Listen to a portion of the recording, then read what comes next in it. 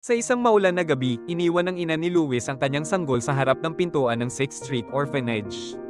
Napansin siya ni Mildred, ang tagapamahala ng ampunan, at agad siyang kinuha at pinapasok sa loob. Pagkalipas ng ilang taon, nakabuo si Louis, na 12 taong gulang, ng isang bagong imbensyon kasama ang kanyang roommate na si Michael. Binalaan siya ni Michael na may mga magulang na darating upang makipagkita sa kanya. Sa silid ng panayam, tiningnan ng mga aplikante ang libro ng imbensyon ni Louis at tinanong siya tungkol sa paborito niyang sport. Ngunit ipinilit ni Louis na ipakita ang kanyang imbensyon para mapahanga sila. Sa kasamaang palad, isa sa kanila ay may allergy sa mani at nagdulot ito ng aberya.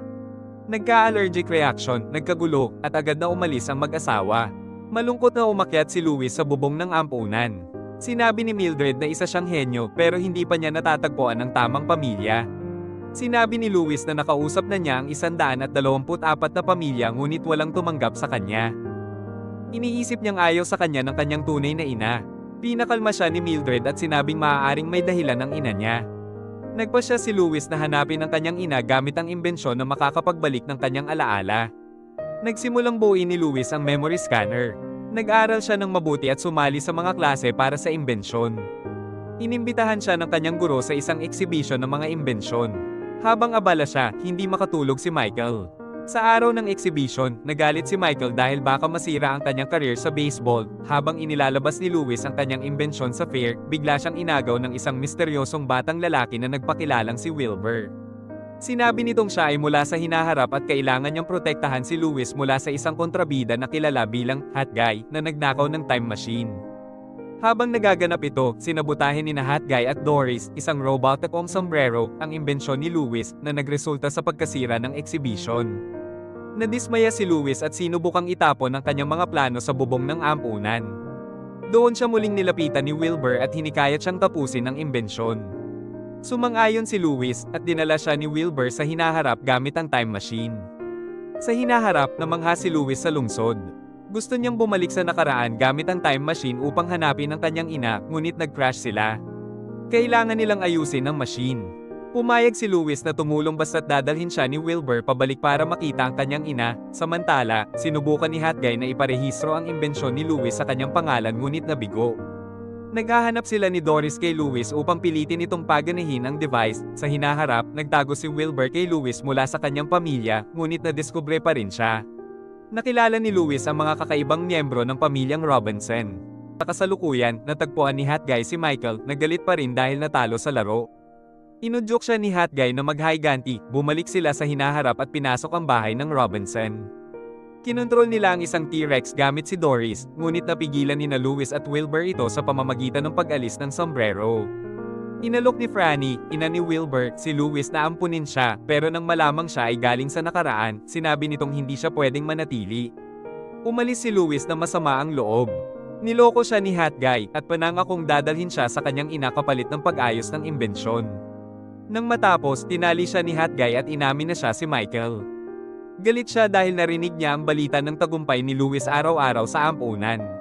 Si Doris naman ay isang dating imbensyon ni Louis na nabigo at gusto ngayong mag-higanti. Nagdesisyon si Doris na paramihin ang sarili upang alapinan ang sangkatauhan. Naaga niya ang time machine. Naayos ni Louis ang isa pang makina at nakatakas mula sa madilim na hinaharap na pinamumunuan ni Doris. Sinabi niya kay Hot Guy na hindi niya kailanman iimbentuhin si Doris, kaya nawala ito. Hiniling ni Louis kay Wilbur na ampunin si Michael, ngunit nawala ito. Sa wakas, bumalik sila sa pamilya. Nakilala ni Louis ang kanyang future self na nagpakita ng kanyang mga tagumpay. Napagtanto niya na dapat siyang bumalik at baguhin ang kanyang kapalaran. Bumalik si Louis sa panahon kung kailan siya iniwan ng ina, ngunit pinili niyang huwag siyang lapitan.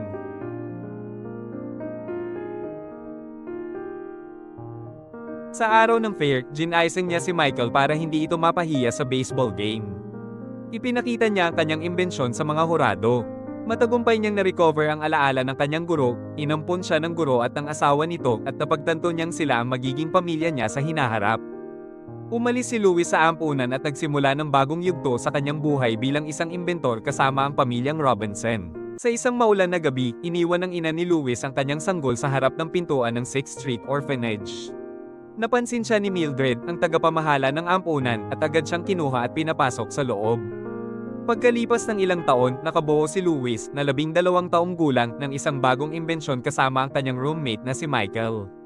Binalaan siya ni Michael na may mga magulang na darating upang makipagkita sa kanya.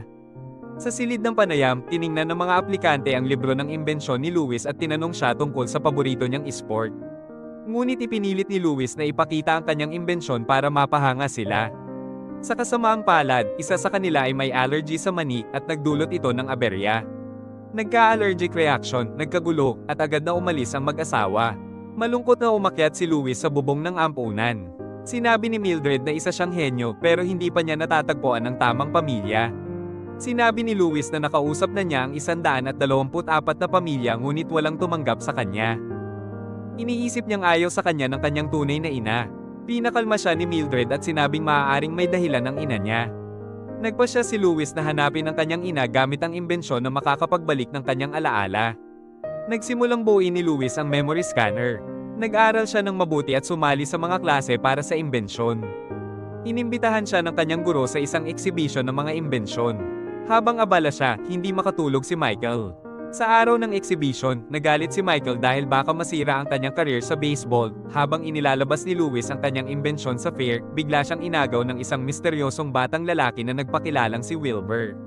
Sinabi nitong siya ay mula sa hinaharap at kailangan niyang protektahan si Louis mula sa isang kontrabida na kilala bilang Hot Guy na nagnakaw ng time machine.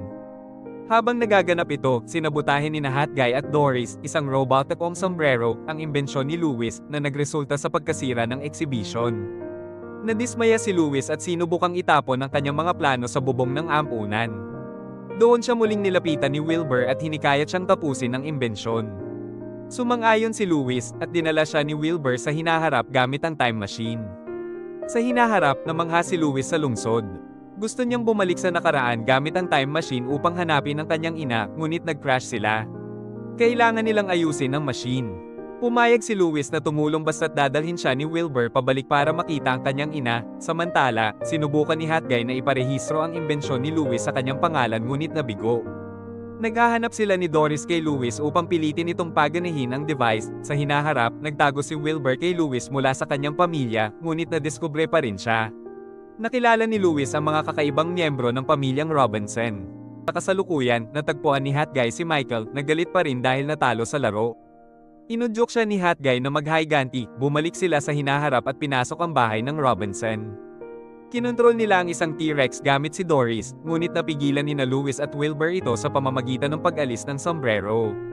Inalok ni Franny, ina ni Wilbur, si Louis na ampunin siya, pero nang malamang siya ay galing sa nakaraan, sinabi nitong hindi siya pwedeng manatili. Umalis si Louis na masama ang loob. Niloko siya ni Hot Guy at panangakong dadalhin siya sa kanyang ina kapalit ng pag-ayos ng imbensyon. Nang matapos, tinali siya ni Hot Guy at inamin na siya si Michael. Galit siya dahil narinig niya ang balita ng tagumpay ni Louis araw-araw sa ampunan. Si Doris naman ay isang dating imbensyon ni Louis na nabigo at gusto ngayong mag-higanti. Nagdesisyon si Doris na paramihin ang sarili upang alapinan ang sangkatauhan. Naaga niya ang time machine. Naayos ni Louis ang isa pang makina at nakatakas mula sa madilim na hinaharap na pinamumunuan ni Doris. Sinabi niya kay Hot Guy na hindi niya kailanman iimbentuhin si Doris, kaya nawala ito. Hiniling ni Louis kay Wilbur na ampunin si Michael, ngunit nawala ito. Sa wakas, bumalik sila sa pamilya. Nakilala ni Louis ang kanyang future self na nagpakita ng kanyang mga tagumpay. Napagtanto niya na dapat siyang bumalik at baguhin ang kanyang kapalaran. Bumalik si Louis sa panahon kung kailan siya iniwan ng ina, ngunit pinili niyang huwag siyang lapitan.